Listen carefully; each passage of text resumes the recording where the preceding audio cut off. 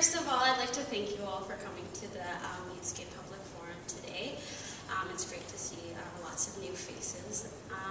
And secondly, I'd also like to thank some specific people, Elena Mack, and Taryn Danford, and Caitlin Schwartz, and Katie Shaw, and really the whole YouthScape network.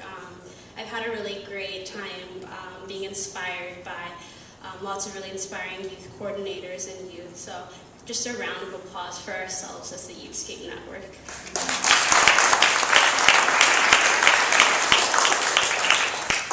So my involvement with YouthScape started about a year ago when I applied for a YouthScape Spark grant. So Spark is the title for the Victoria branch of the YouthScape Grantee program. And it was for a project called The Age to Engage. I came up with that title on my own. Yay me! So the idea behind The Age to Engage was it was a one-day middle school youth engagement conference to give them the opportunity to learn about social activism and community volunteerism. And the sort of different concept behind it, the idea we wanted to stress with the project was that it's never too early to be involved in one's community. And how we chose a different way to demonstrate that was by using one strict rule, and that was that all presenters and all keynote speakers, all facilitators, all the coordinators and members of the planning committee, all of them, everyone who's running this project had to be a youth. And that's what we did, and that's how the project was done. Now, we still invited other community stakeholders to be part of the planning process, but it was probably in a, some would say, unconventional capacity. It was more of an advisory way in helping with logistics and all that. But in the creative component, it was entirely dependent on the youth that were involved.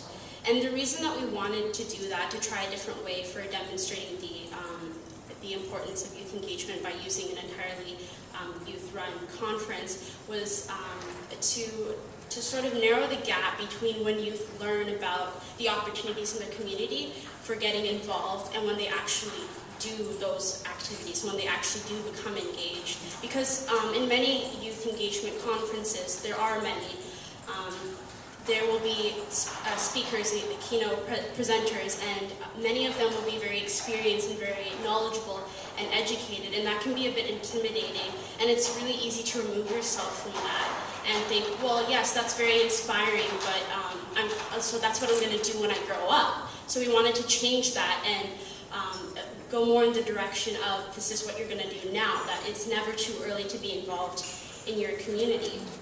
And having presentations from youth presenters and youth speakers really makes the ideas a lot more tangible, and you're able to relate to the presenter and the speaker in front of you. And when you can relate to them, then going back to your school and starting your own initiative is much more feasible. And many say that a distinguishing, or a couple of distinguishing characteristics of youth include youth idealism and youth creativity. And an unfortunate reality is, although that is true, there is lots of creativity and idealism and youth initiatives, we are perpetually broke. We never have any funding. We've got all these ideas and all these great projects, but they're never able to launch because we have no funding.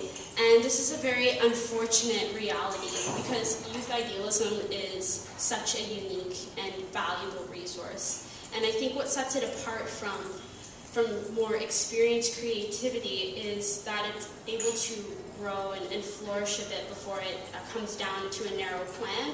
Whereas when you get a bit older and you have more experience, it's easy to think of something, but right away jump back to logistics and how are you going to plan this. So the idea doesn't grow too much, and it just gets narrowed down into something that's doable rather than what the community needs, what's going to be inspiring. For me, that's what really sets it apart.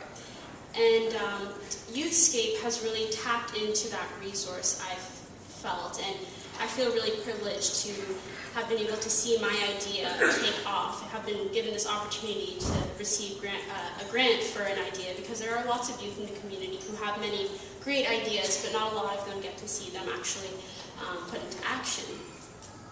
And there is lots of value in giving youth the opportunity to explore these ideas and giving them a safe space to try out new experiences and learn new skills. But I think even above this, as Philip was mentioning earlier, is the value to the community and youth being involved.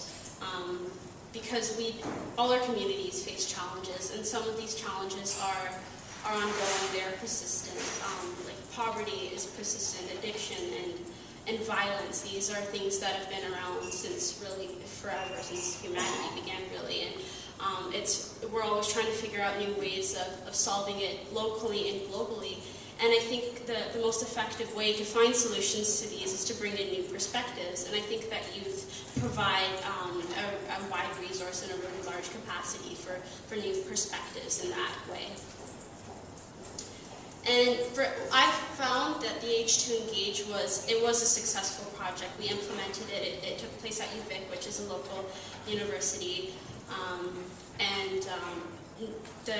The planning committee, we were a very inexperienced committee, but it was very fulfilling to see it happen and be successful. And it was successful for many reasons.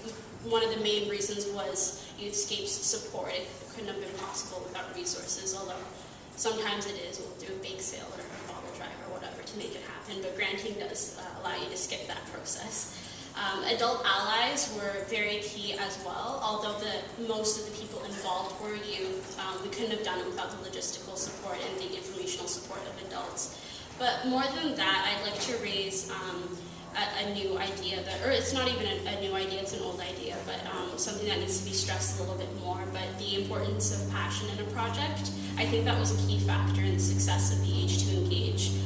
As I was saying, our committee was a very inexperienced one. None of us had ever planned anything more than a school-wide project, like a talent show or a bake sale or a bottle drive. So we were going into something that was quite daunting in the beginning, but we did it, and it was very successful. We had only 2 months to plan it, but everyone came to every meeting. Sort of ironically, we met in City Hall. That was the only space that was available. It was a great space, though. And everyone was committed and dedicated. We had lots of communication. People responded to emails. People attended our meetings. And I do believe that the glue that held it together, that made the youth show up. We didn't have food. That's used as an incentive often, but that wasn't even there. But I do believe that it's passion that made the youth show up, because the only criteria for being involved with the planning committee was that they also agreed with the concept that it's never too early to be engaged in your community. So over the next couple of days, as we talk about sustaining this movement and we talk about how to map out the future of the YouthScape movement, I just advise that from a youth perspective to keep in mind passion as a key factor, and to make sure to include that as something to sustain. People do say that youth have a lot of passion, but don't doubt that it can be lost. So that's something that's important to focus in on and keep sustaining passion in the project and in this movement. Thank you.